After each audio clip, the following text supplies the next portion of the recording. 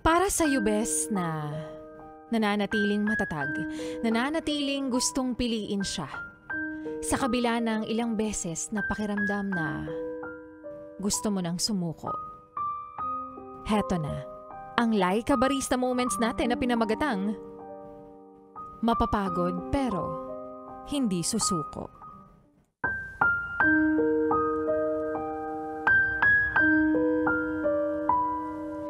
Minsan, naiisip ko nang sukuan siya.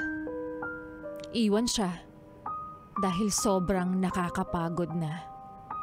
Nakakapagod ng intindihin ng pag-uugali niya. Minsan, hindi ko na alam yung gagawin ko.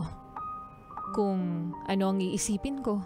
Minsan, iniisip ko rin kung deserve ko ba to? Sobrang taas ng pride mo. Kadalasan pa, hindi ko naman kasalanan pero ako pa rin yung gumagawa ng paraan para magkaayos tayo. Yung tipong tampo mo, sorry ko. Tampo ko, sorry ko pa rin.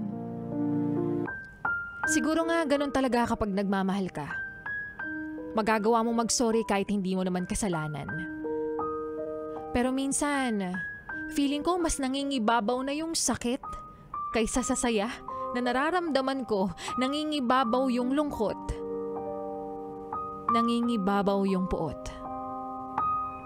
Pero nung maalala ko kung paano tayo nagkakilala, kung paano mo ko pinasaya, kung paano mo ko napatawa, lalo na kung paano mo ko minahal, at kung paano tayo umabot sa meron tayo ngayon, narealize ko na okay lang minsan mapagod. Okay lang na minsan masaktan kasi parte naman talaga ng pagmamahal yan.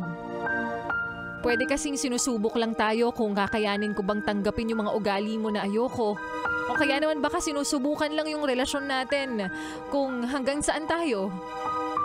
Kinakaya ko naman. At kakayanin ko pa rin. Ang hindi ko lang kaya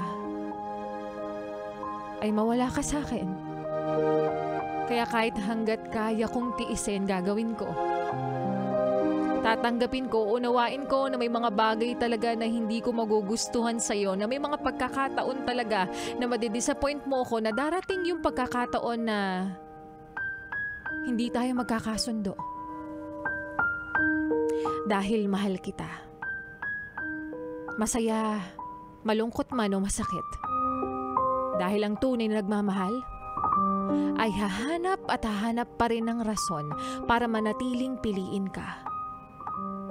Kaya hanggat kaya kong tiisin, mapapagod lang ako. Pero kahit kailan, hinding-hindi susuko.